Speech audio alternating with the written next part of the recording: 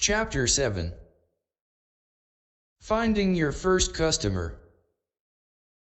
The ways that you can promote your business are endless, and no doubt you already have some ideas of your own by this point.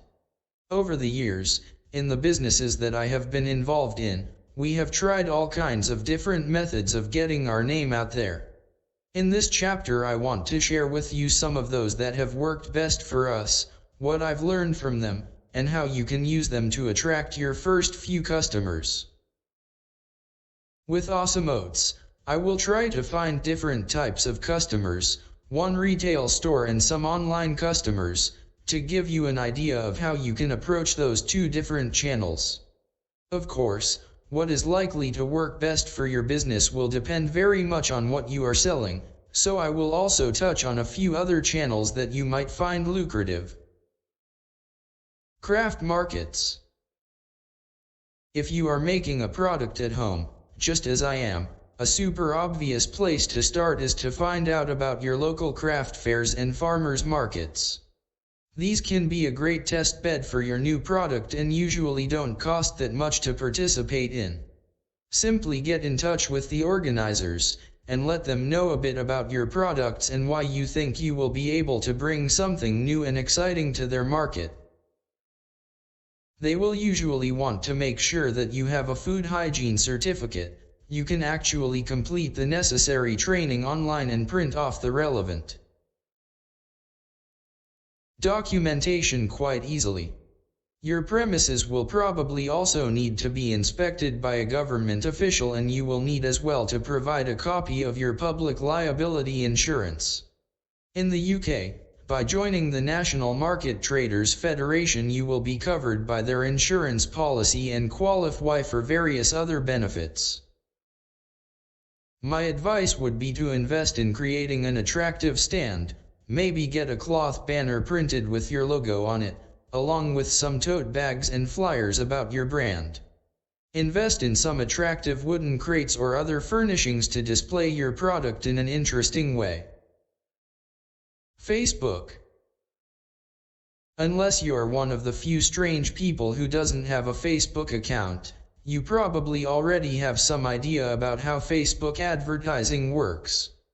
Based on people's likes and other data, advertisers such as you and me can show ads for our products to groups of people that we think are most likely to buy them. Setting up a campaign is very easy. You can literally have something online, being displayed to prospective customers, within minutes. When you set up your campaign, Facebook will invite you to define how targeted you want your ad to be. You can select the location, age, and gender of your target customer, and then also select which pages you think they already like. My advice would be to start out as targeted as possible. There's a temptation to cast your net too wide, but it's actually quality over quantity that counts with this type of campaign. Given that you're just trying to get your first few customers, it's a good idea to show your ads to people who are genuinely likely to buy, otherwise you'll be pouring money down the drain. Target people whose likes show an interest in your competitors' products, in the overall thrust of your business, or maybe in complementary products. The only other thing left to do is to upload some eye-catching images that really sell what you're trying to do. I suggest uploading as many different images as you can and then closely monitoring which ones perform the best. It can often surprise you. Once you have built up a good customer database, you can use Facebook's lookalike audience feature to serve your adverts to people whose profile is similar to that of others who have bought from you in the past. We always find that this works well, so long as you have a reasonably large database of previous customers. Google. Just as with advertising on Facebook, you can use Google AdWords to target your customers with high precision. What's different about Google is that people are actively looking for something, so you're potentially putting your ad in front of them at exactly the right moment. It's important when you pick your keywords for Google to make sure that you can actually deliver on what you promise. If I were to advertise on the keyword muesli, for example, when people landed on my site they'd immediately leave since porridge wasn't what they were looking for. It also helps if you can set up individual pages for each keyword, so that when a customer lands on your site they're presented with something completely relevant to what they searched for. For example, if someone were to search for banana porridge, they'd land directly on the page that shows my banana porridge.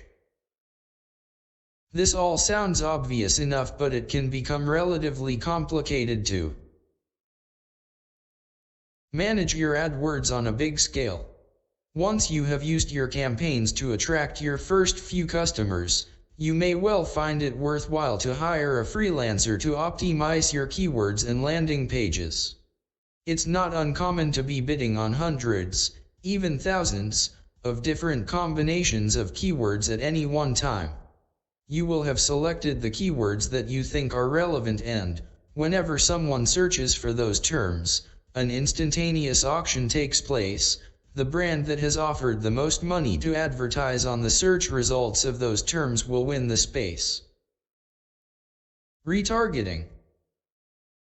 One of the most cost-effective forms of online advertising I have come across is retargeting. This is where your site places a cookie onto the browser of people who are visiting your site. When they then go elsewhere on the internet, for example to the New York Times or the Guardian websites, an advert for your site will be on display. Since they have clearly already shown an interest in your product by visiting your site in the past, there is a fair chance that if you remind them of your products they'll come back and perhaps buy the second time around. One of the biggest providers of retargeting ad placements is AdRoll, whose system you can easily integrate into your site, especially if you are using Shopify.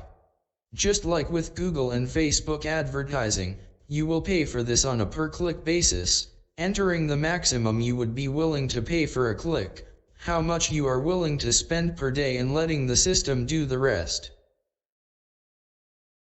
Group buying sites.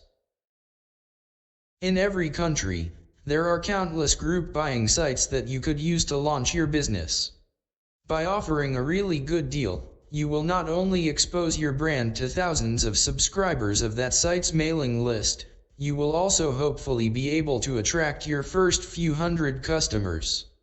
Even if you don't make much money from the initial sale, you should be able to make money from repeat business. Usually, the group buying site, like Groupon, Living Social, or Voucher, works off a margin of anywhere between 10 and 35%, or just like any other retailer. However, they expect to be able to offer your product for around 50% or off the regular retail price, so, working back from that, you'll need to figure out if it's even possible to discount your prices that aggressively and still make money. How these sites make their money is from non-redemptions, that is to say the people who buy a voucher and never use it. When you're negotiating your deal with them, you should make sure that you get a share of this. A lot of vendors don't know anything about it and miss out on a lot of revenue as a result. LinkedIn. Depending on what you are selling, you may be able to find customers by using LinkedIn.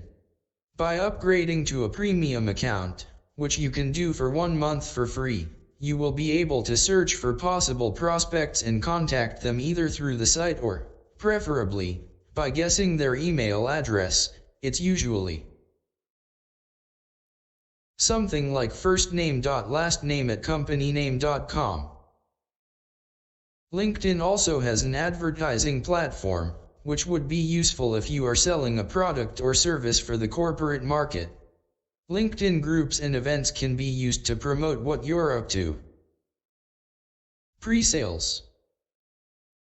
I come across a lot of smart designers who create a prototype of a product very quickly and then, before committing to the first production run out of their own pocket, wait until they find 1,000 people, or however many they need to cover the minimum first production run that their third-party manufacturer demands, to place advanced orders.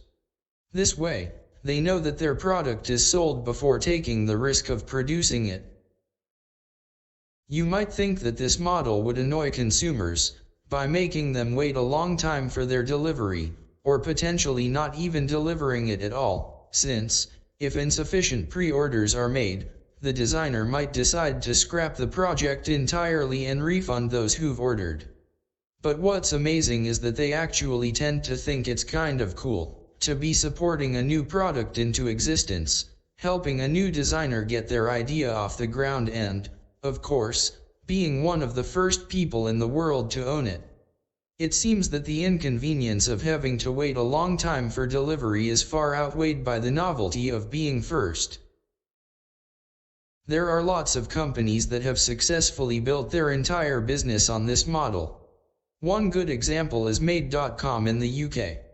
They design high street style furniture but sell it online at a discount, not having to pay the considerable overheads of having physical city center showrooms for their customers to view the furniture they're buying.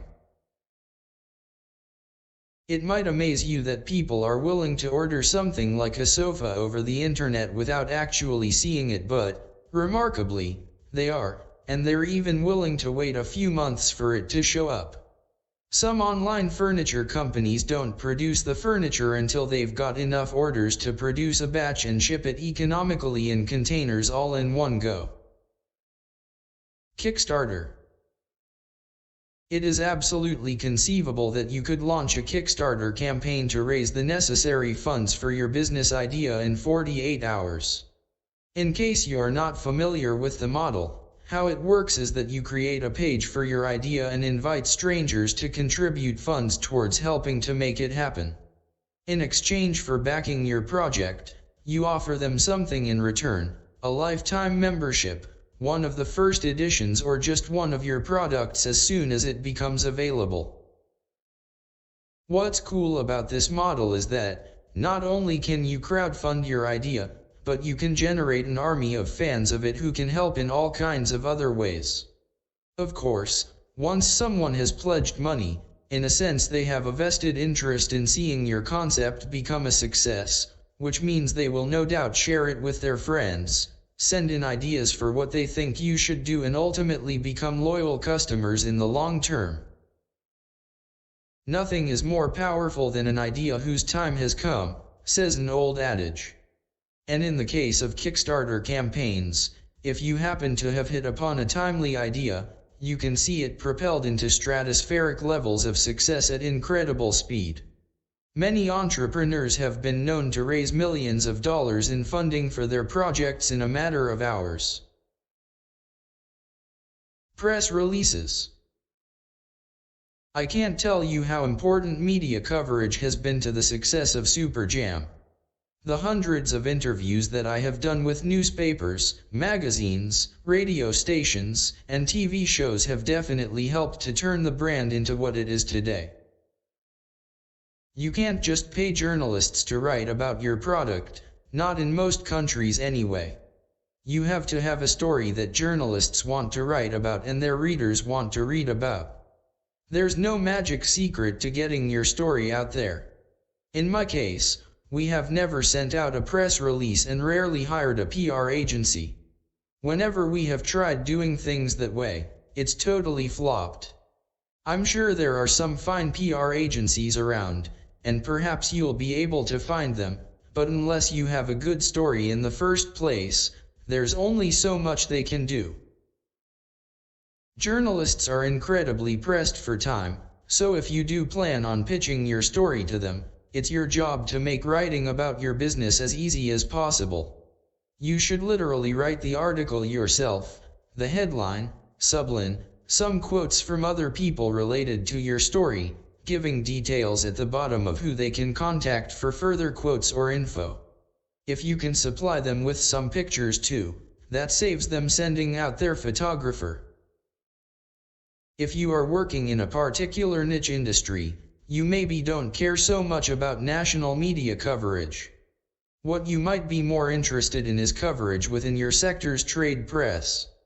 If that's the case, Don't be afraid of looking up which journalists write about your particular field in the right publications and contact them directly with your story.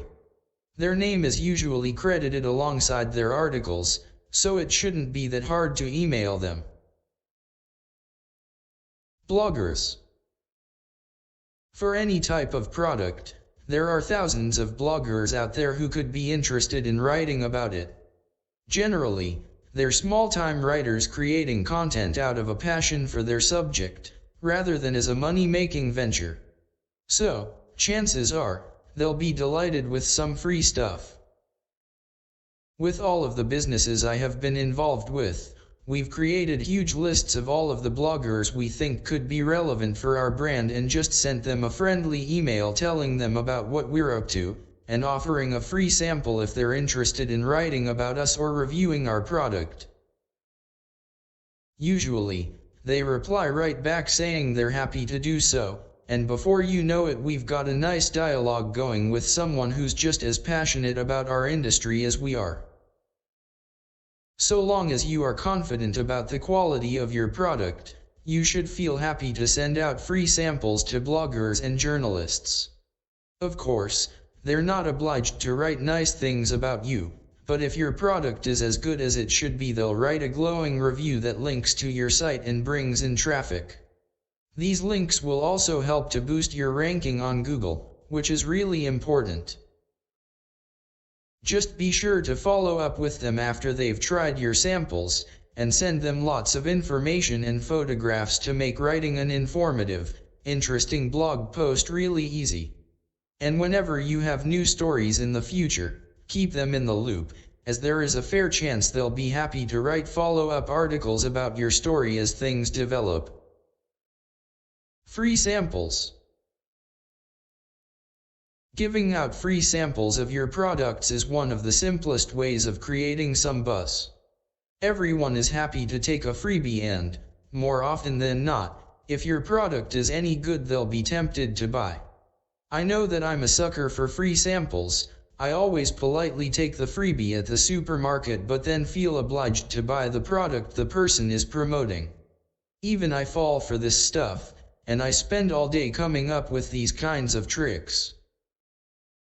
If it wasn't for handing out the freebies, most people would never have noticed the product in the first place. So long as it doesn't cost too much to let someone try your product for free, you should always carry samples to give out to people you meet. Everyone is a potential customer.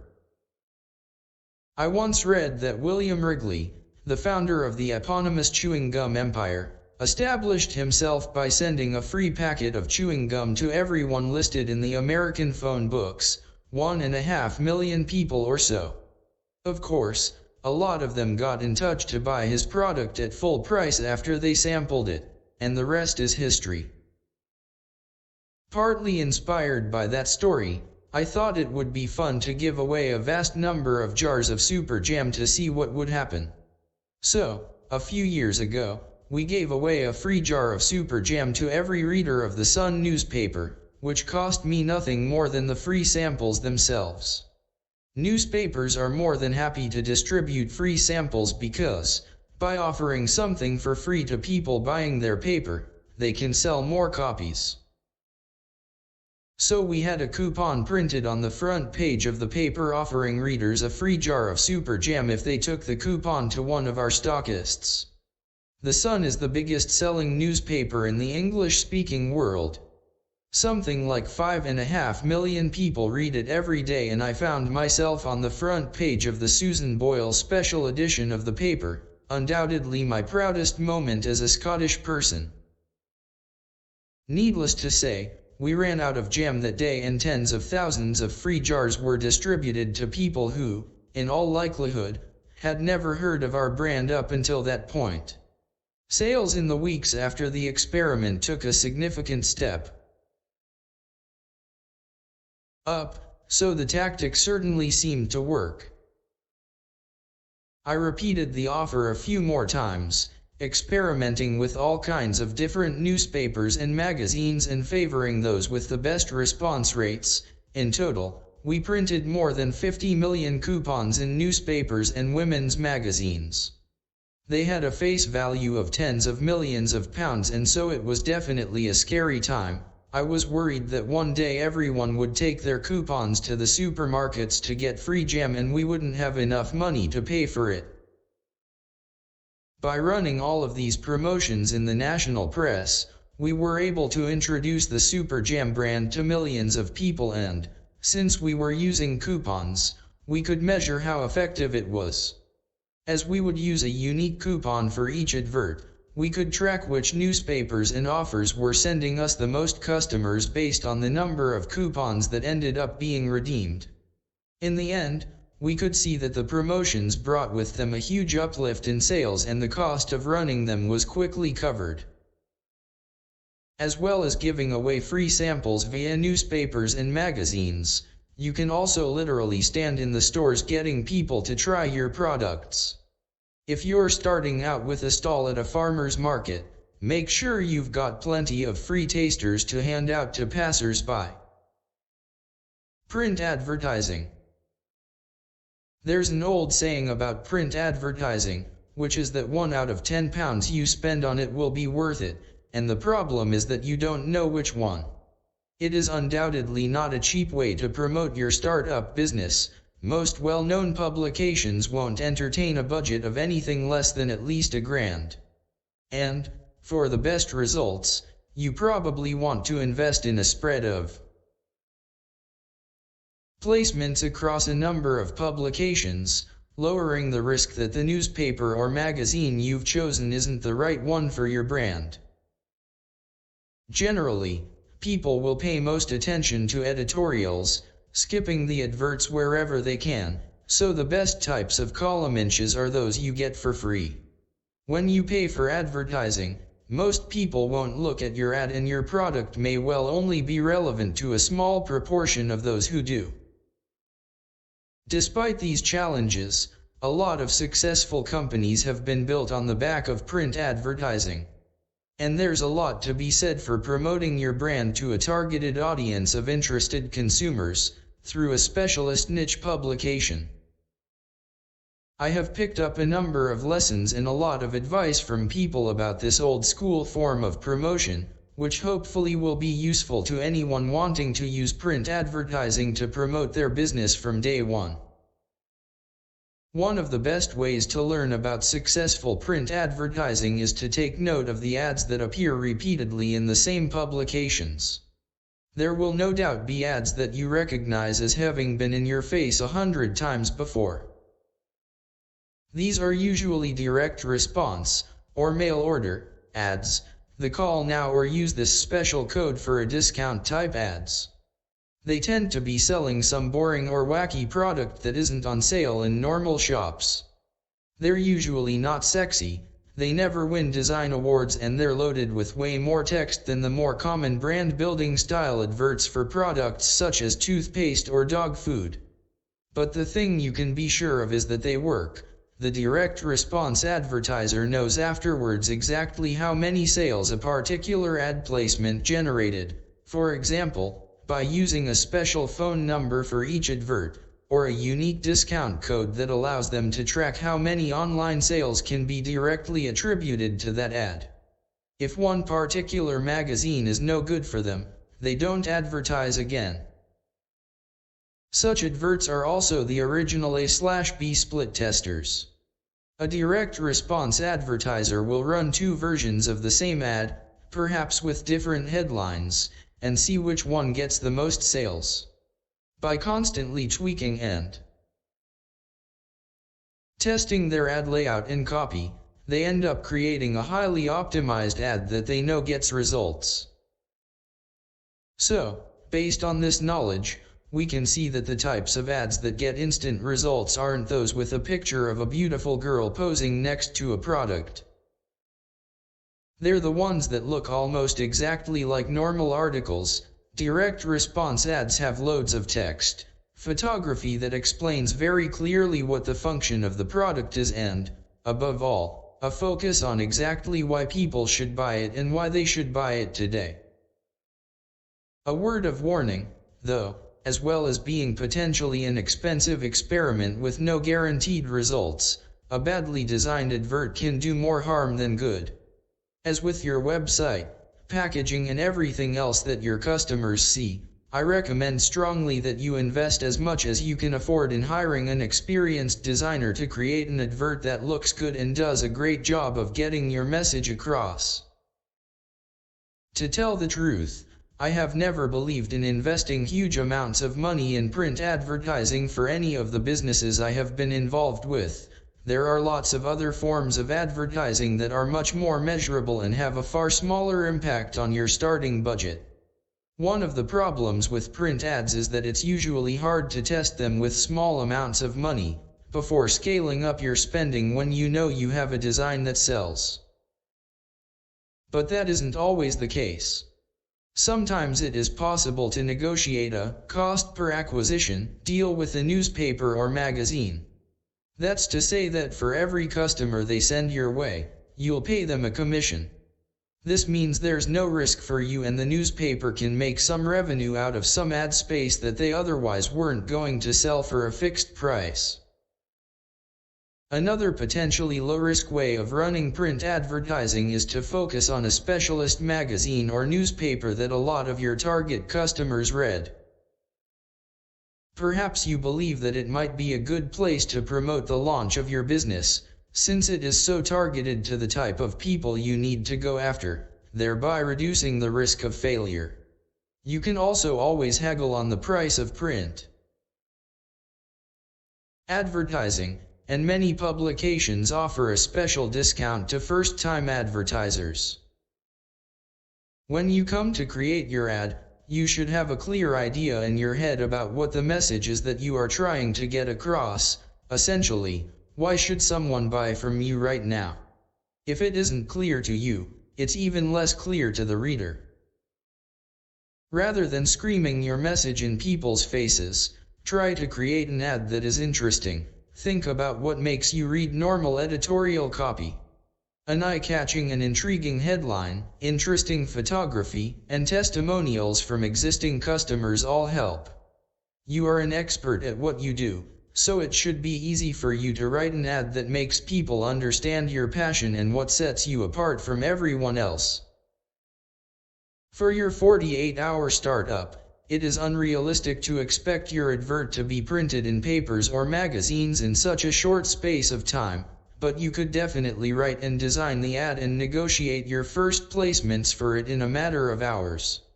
My advice would be to create a direct response style ad. Even though it isn't glamorous, you'll be able to measure exactly how much money you made from each placement, giving you valuable lessons to improve your ad and choice of publications in the future.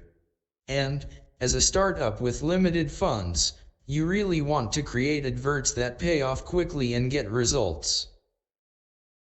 Direct mail. Aside from standing in the street with a sandwich board to promote your new venture, there probably isn't any kind of advertising less romantic than direct mail. It conjures up images of all the junk that gets indiscriminately posted through our letterboxes every day. The pizza shops, taxi companies, and landscape gardeners scattering their name all over town in the hope that someone might read their poorly designed, cheaply printed flyer and go to the effort of picking up the phone to find out more. Although it definitely isn't a sexy way to promote your new business, a well-designed, targeted direct mail campaign can prove to be a successful method of finding your vital first few customers. It's not right for every new company, but it is well suited to a business that is targeting customers in a specific geographical area. It can also be ideal if you are aiming to sell to a specific type of company. For example, if you are launching a new pet product, you might want to send a sample or information directly to every pet shop in the country. Designing a direct mail campaign. When you're thinking about how to design a piece of direct mail, in my opinion you need to be totally aware of the extent to which you're imposing yourself on your customer. They really didn't expect to hear from you and, quite honestly, don't have any interest in your promotion. Just sending them some advertising about your business out of the blue in the post is pretty rude, when you think about it. So, if you want people to take the time to pay attention to what you've got to say, you'd better design something that is exciting and interesting. Better yet, if you send something that is actually useful, people are far less likely just to throw it in the bin. Make it super clear to people what you want them to do. Now that they've heard about you, are you giving them a special deal if they go online or ring to place an order in the next 7 days?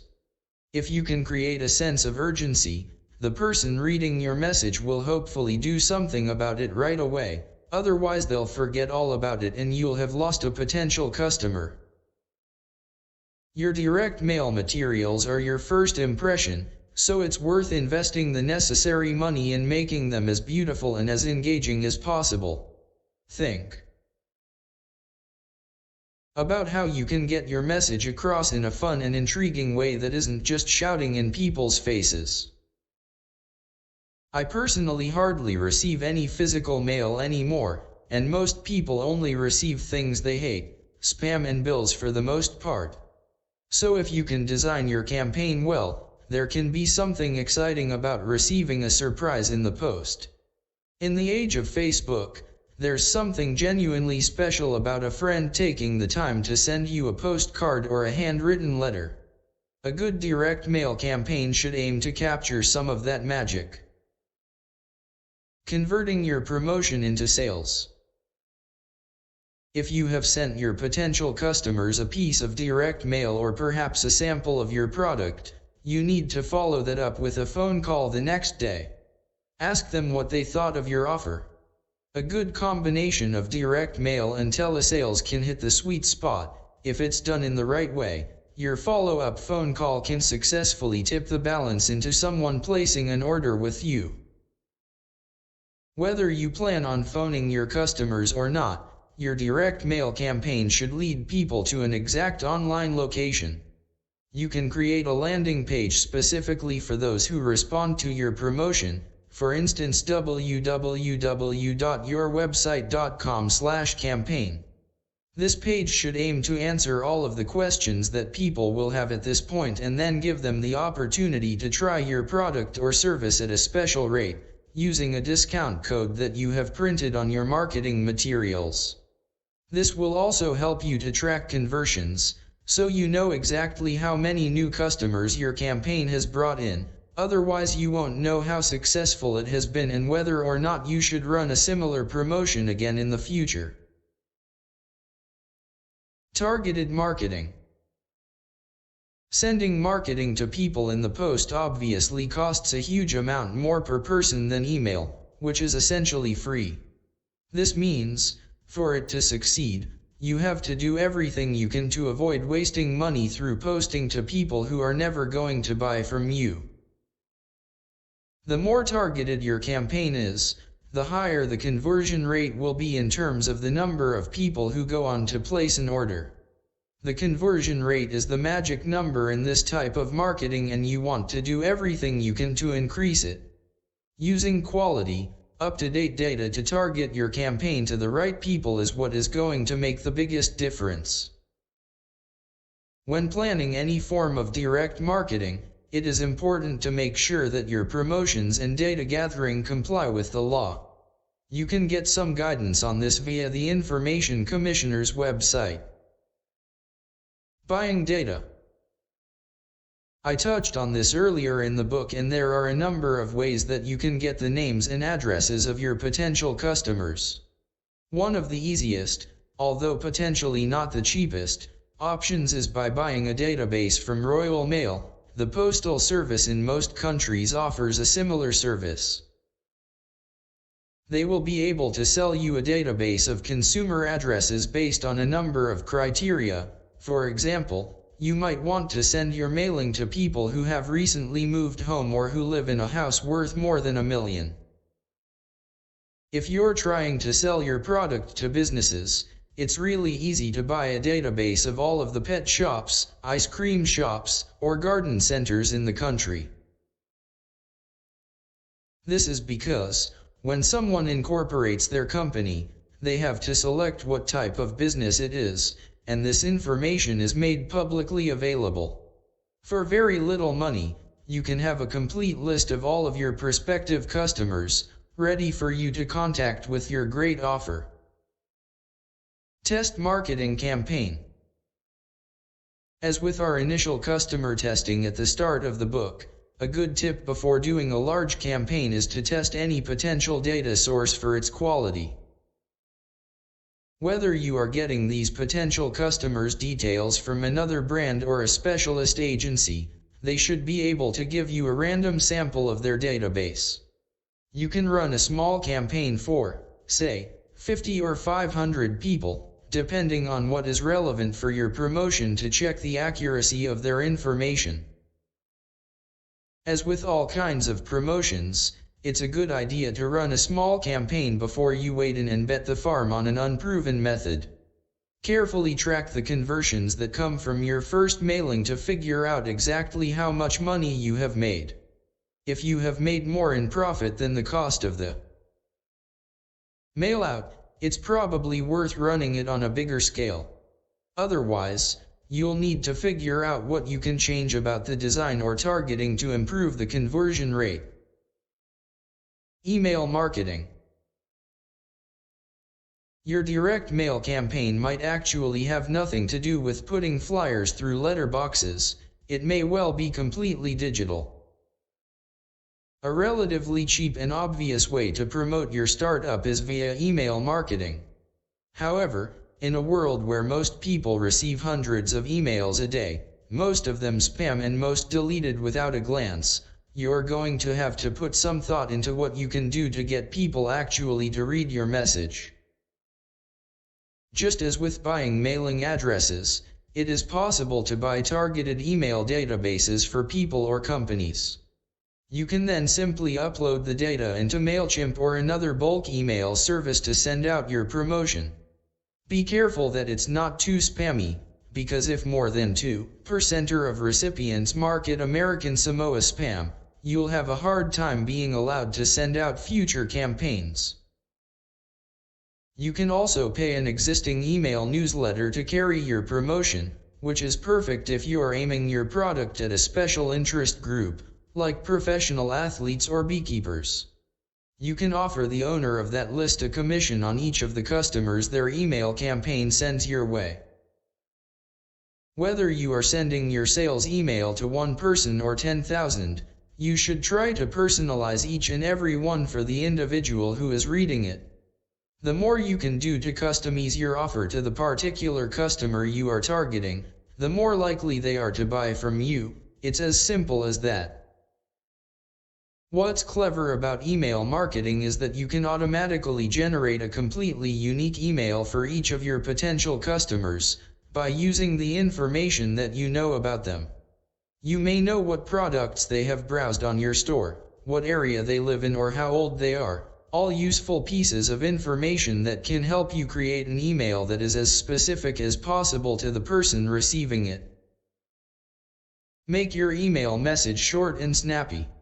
Be very clear about what you want the other person to do. Are you asking for their feedback on your product? Do you want them to take advantage of your special offer? If you don't know the email address for the company you're trying to reach, a useful tip is to know that info almost always reaches the person who is in charge of the company's website, which in a small business will also be the person in charge of marketing, maybe even the owner of the business. Telesales. Just the word telesales is probably enough to send a shiver down your spine. In fact, I haven't met many people who enjoyed picking up the phone, dialing numbers, and trying to sell a product to the person at the other end. I myself really used to hate calling customers on the phone. I felt like I was probably being rude by interrupting their day to try to sell my product to them. But, unfortunately, it is often the case that there's no better way of getting through to someone than just picking up the phone and calling them. And if your whole business relies on getting through to that person, if you're trying to sell to the buyer of a big retailer, for example, then you may just have to go ahead and overcome your fear. Just as in all kinds of direct marketing, I believe in taking a scientific and measurable approach to telesales. Start by writing a basic script that you think is likely to work, a reason for why you are calling today, what your offer is, and a question that invites your potential customer to say something other than yes or no. As you talk to more and more customers, you'll get a sense of what works and what doesn't.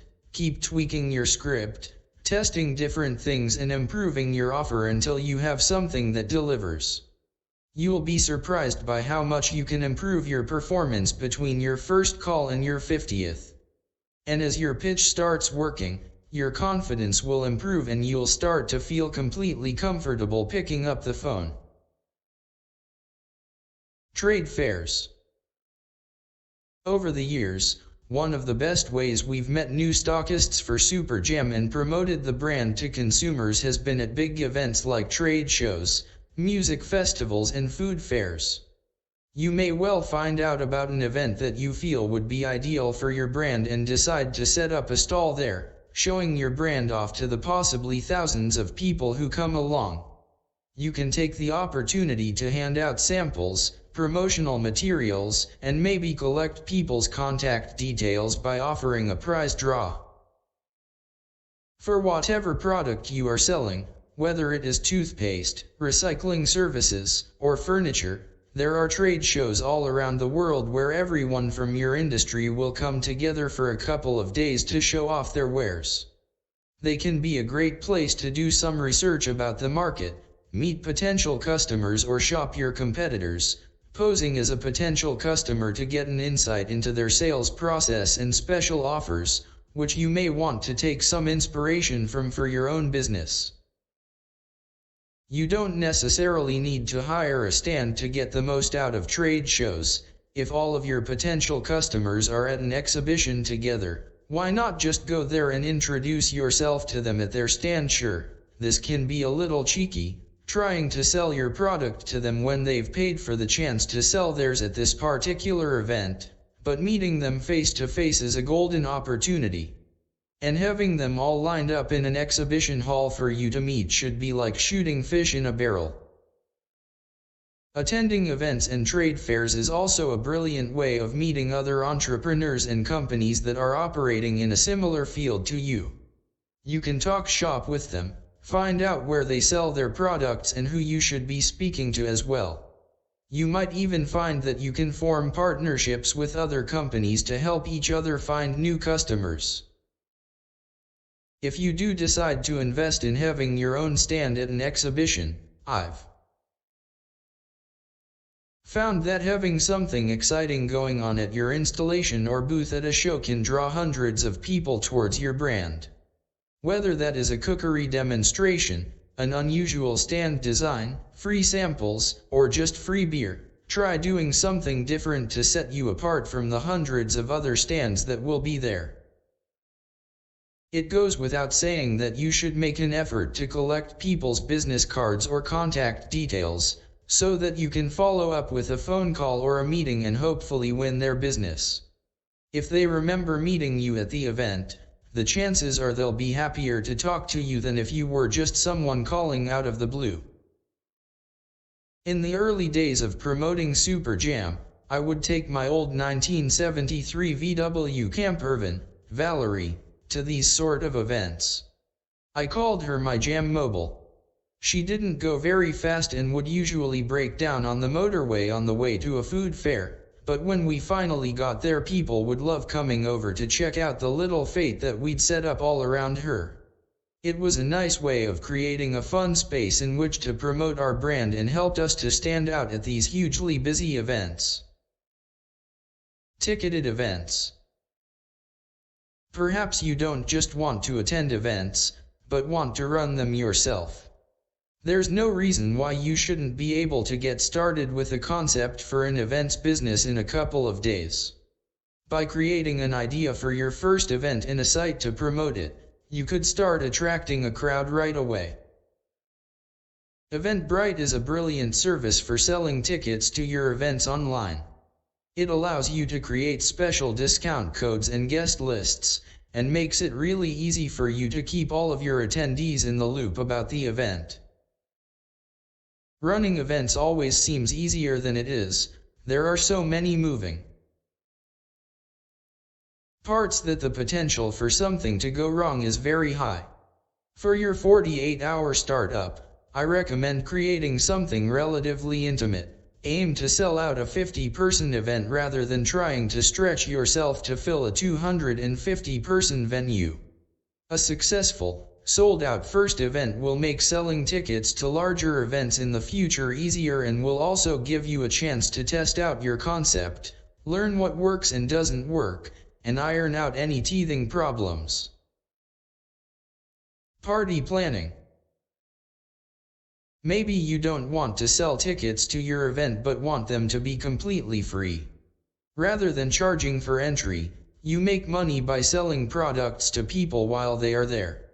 This is called party planning, and there are a number of enormous corporations, such as Tupperware and Pampered Chef, that have been built on the back of this form of direct selling. The trick is coming up with a compelling enough event that people would want to come along to. For example, you could run a free wine tasting or host a talk by an expert on a particular topic.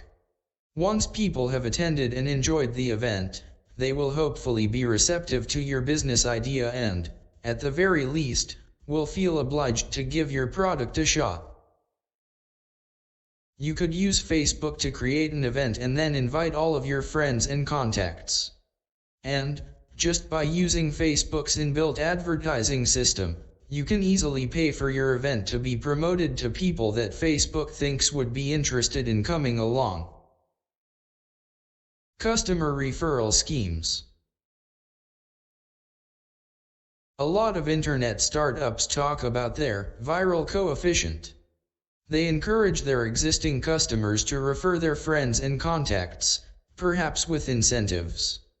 If they can get to a point where each new customer who signs up refers more than one additional customer on average, their site will go viral and experience exponential growth.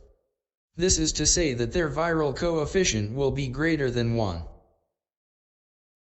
Although this may sound an easy thing to achieve, it is in fact extremely difficult, and it is unlikely your site will experience exponential growth. That said, it's hugely worthwhile figuring out ways that you can build customer referral into the design of your site.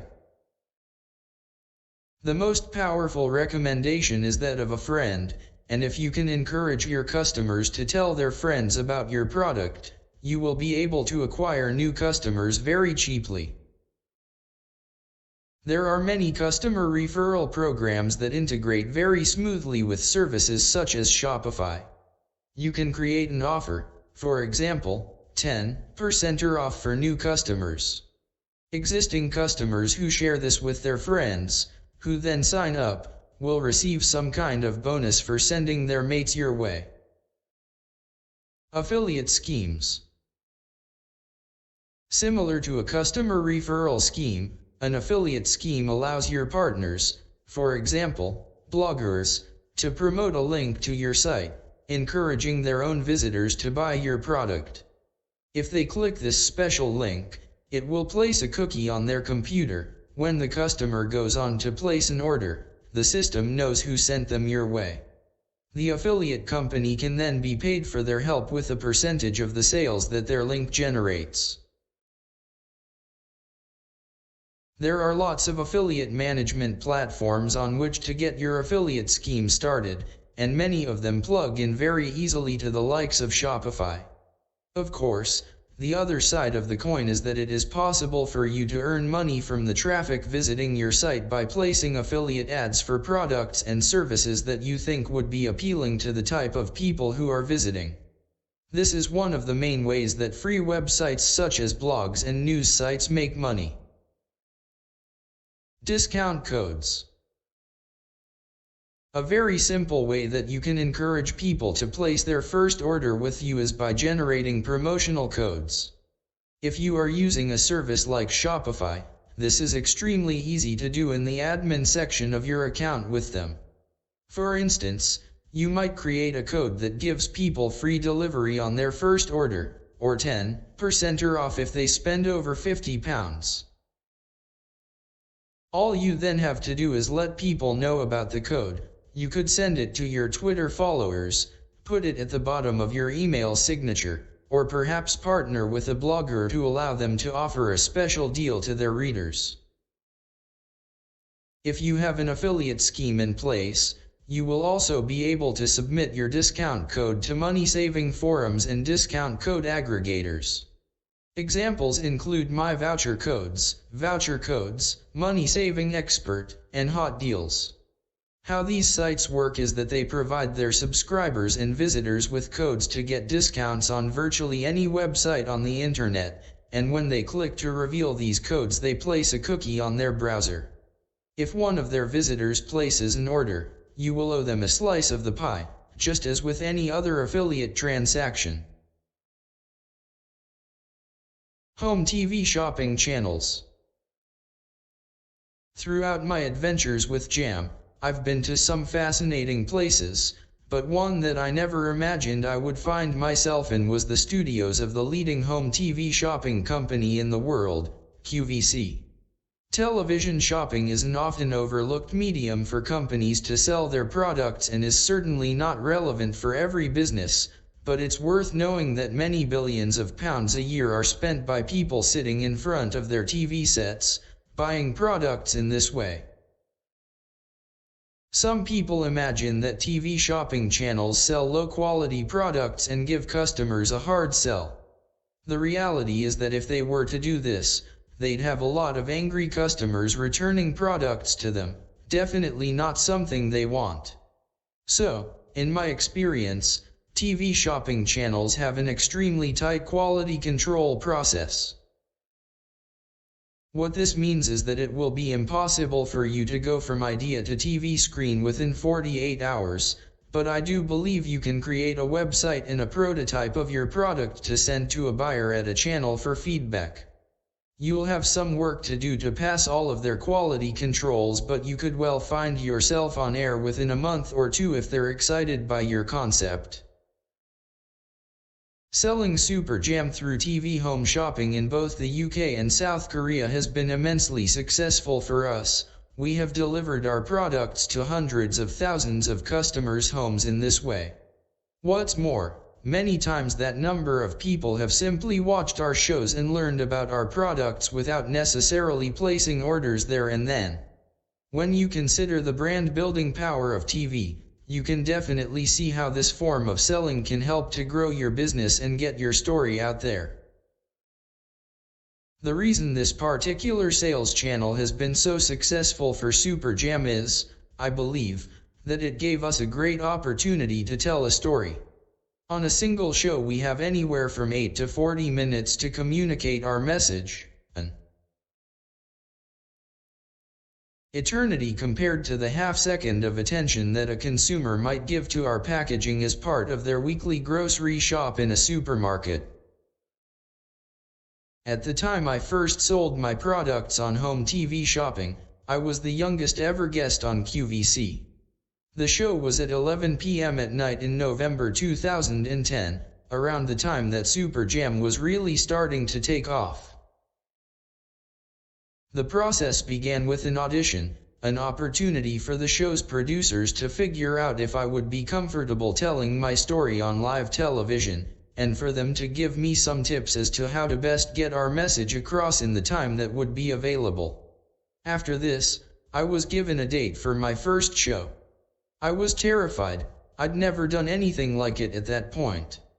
But, as it turned out, there was no need to be afraid. The presenters are so talented and professional that they do most of the hard work. All I needed to do was tell my story. In the many shows that have followed, I've certainly learned the power of TV home shopping and would strongly suggest that you don't overlook this opportunity for your brand. Partnerships with other brands. As you've learned by now, I love finding shortcuts or ways of growing sales by piggybacking on other people's efforts. In all of the businesses I have been involved in, we've grown sales by partnering with like-minded companies. With Superjam we have worked with tea, biscuit, and clotted cream companies to sell and promote our products. With Beer 52 we have worked with wine companies, food delivery companies, and even pizza restaurants to promote our brand to people who are likely to like craft beer. What I love about working with other companies to help each other out is that it doesn't cost anything. For example, we'll maybe place a voucher for a wine company in our beer consignments and they'll do the same for us. We both get a chance to promote our products to people who like buying alcohol, picking up customers for very little cost. Of course, as you're just starting out, you don't have a customer base towards which you can promote a partner's products, so you may need to come up with a slightly different offer.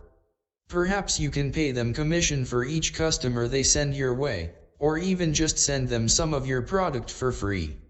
If what they're doing is complementary to your business, they might even be happy just to recommend it to their customers for free. Meetups. If what you are selling is relevant to a particular niche or community, a great approach to finding potential customers might be to get in touch with the groups and societies that meet up to talk about that topic. Perhaps you'll be able to partner with these events to promote your business, or go along to introduce your idea personally to people. My favorite way to do this is using meetup.com. This is a site where anyone can create a group for their particular interest and invite other people to join them for a drink, a meal, or any other kind of event. It's a perfect way to meet like-minded people, and in big cities you will find meetups happening for even the most obscure topics.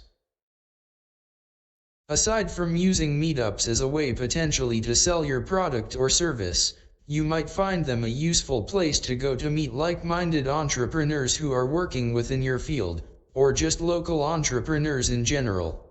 Starting up can be a lonely journey, but it doesn't have to be. The launch of Awesome Oats. Having stayed up late creating the bare bones of my website, today's main tasks are to shoot the finished product, upload the images to my site and then go about trying to find my first customers. For the most part, I'm able to leave Alex, my food stylist and designer, to his own devices when it comes to shooting the product. I email the final label designs to a print shop near Alex's house, where they can be printed on high-quality paper for him to attach to the cardboard tubes, which were shipped overnight from the packaging supplier. We have a call to confirm timings and exactly which shots we need to get today. He'll spend the next 2 hours shooting the products, calling me along the way to ask if what he is doing is along the right lines of what I have in mind, then I'll need a few more hours to edit them.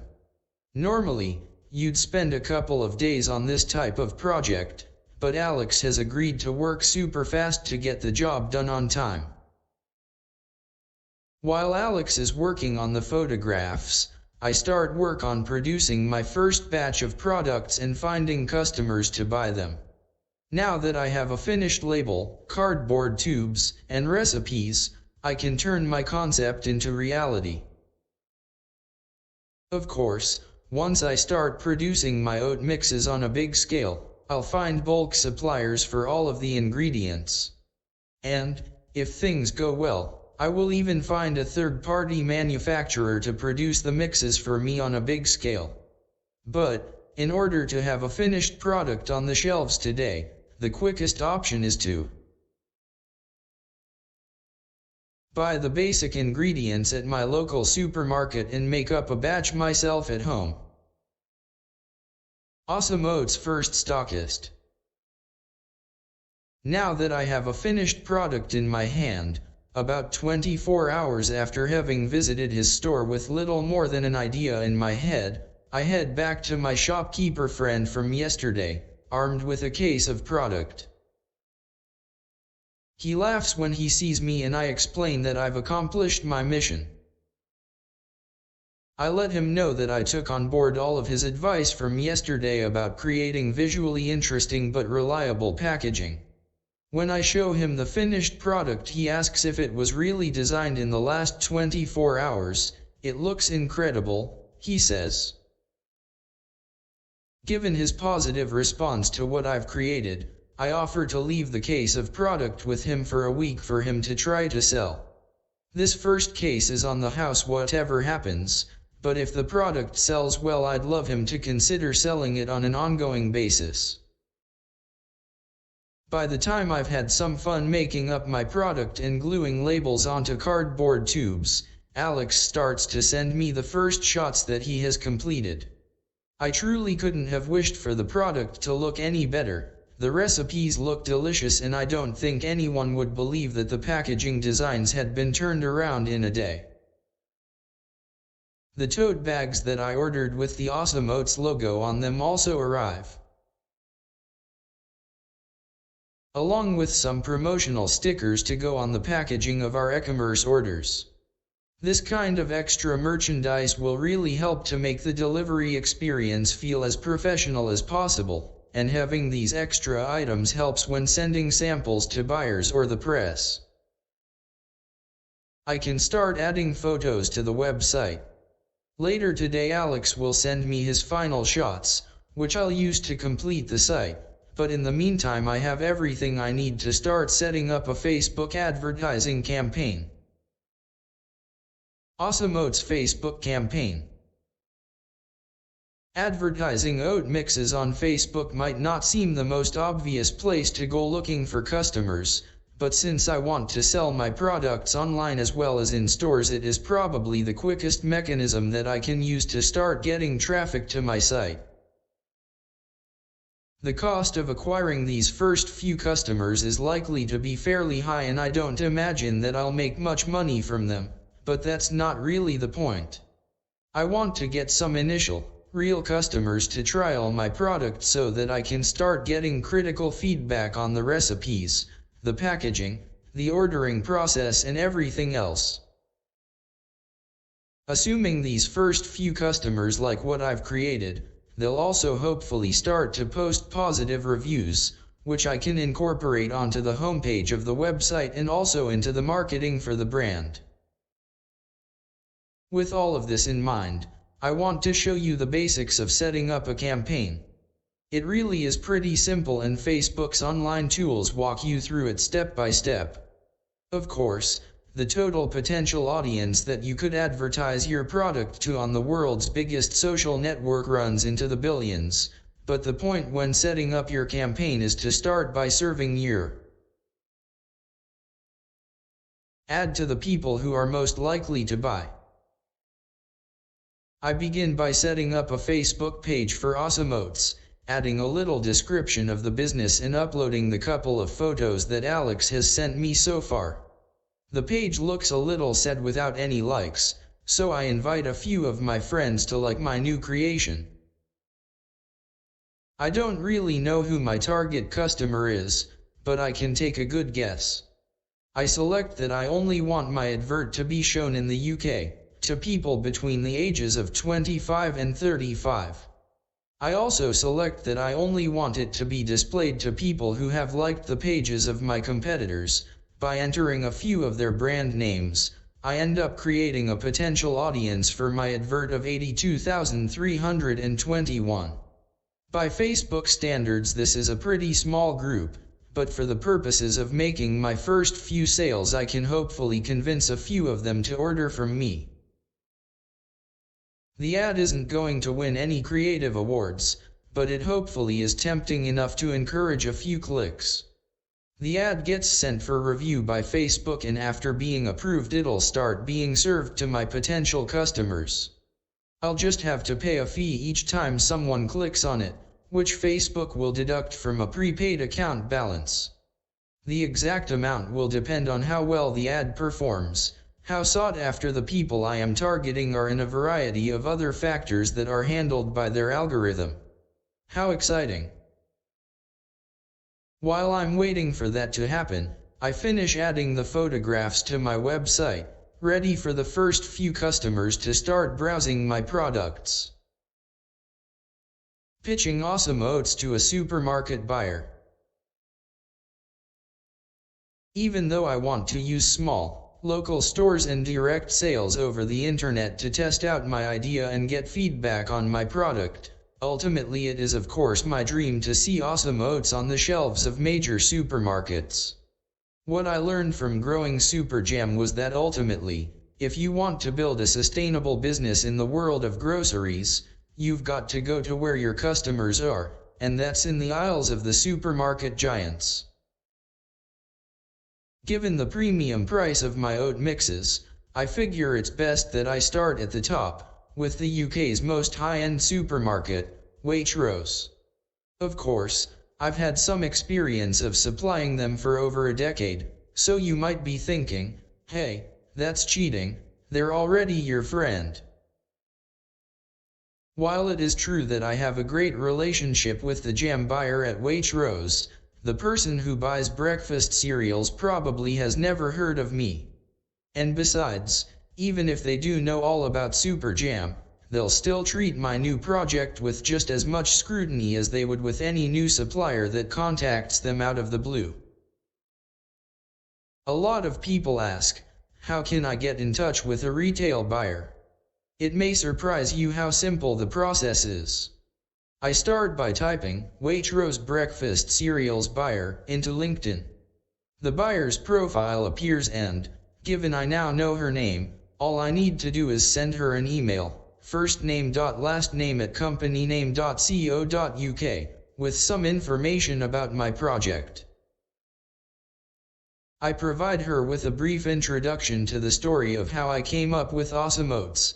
I was inspired by the success of super premium oatmeal mixes in the US and figured there was an opportunity to bring something exciting to the otherwise fairly boring UK porridge category. I let her know that I'd be delighted to offer this exciting new brand to her company on an exclusive basis for the first 6 months and ask whether she'd be up for meeting me in the coming week or two. I add that I'll be happy to bring some samples. Of course, if she does agree to meet with me, I'll have a bit of time to figure out how I'm actually going to produce these mixes on a big scale. And there you have it. Less than 2 days after I came up with the idea, it's in front of a buyer at one of the country's biggest supermarkets. Whether she says yes is another matter. Having seen this process before, I'd say the chances are that she won't accept my product straight off the bat. Perhaps I've contacted her at the wrong time of year for her to make changes to her range, or maybe she wants to see some hard data about the trends that I mention I've seen in the US. With any luck, though, I'll get a meeting and she'll be happy to give me some suggestions on what I need to do to get my product onto her shelves. Awesome Oats first sale. It's been a long couple of days and I wasn't sure at the outset if I would actually end up making a sale to a real customer.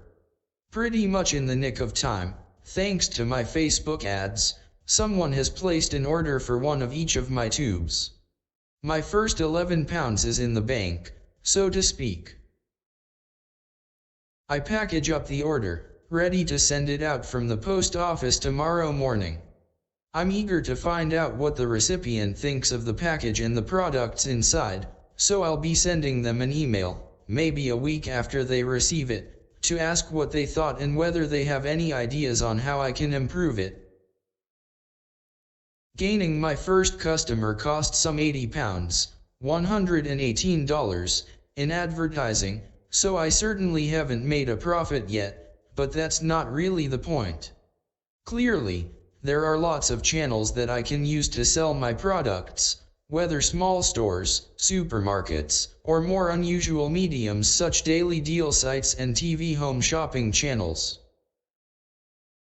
While the jury is still out on whether or not I can make Awesome Oats into a profitable company one day, what I have proven over these 2 days is that it is possible for anyone to create a product and take it to market in 48 hours. I hope that the lessons I have learned on this journey and the steps I have taken will help you to shortcut, hack and otherwise expedite the process of turning your dreams into reality. Ugly drinks. How to find your first customer. Entrepreneurs Hugh Thomas and Joe Ben turned their experience working at Vita Coco into an opportunity to create a brand of their own. They looked at the drinks fridges in stores and realized that most of what was on the shelves was loaded with sugar.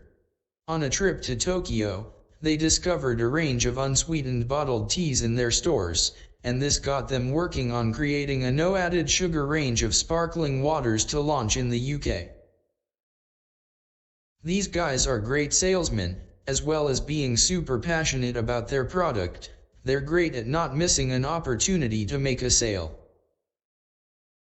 They recommend always carrying your product with you. You never know when you're going to meet Oprah Winfrey. When it comes to convincing a store to start stocking your brand, they have some great advice on sales.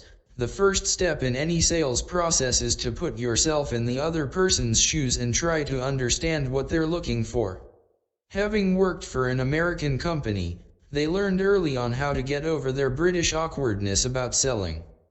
Basically, it's about being nice and understanding people. Joe worked hard to build relationships with potential stockists over time, keeping them up to date throughout the process of development.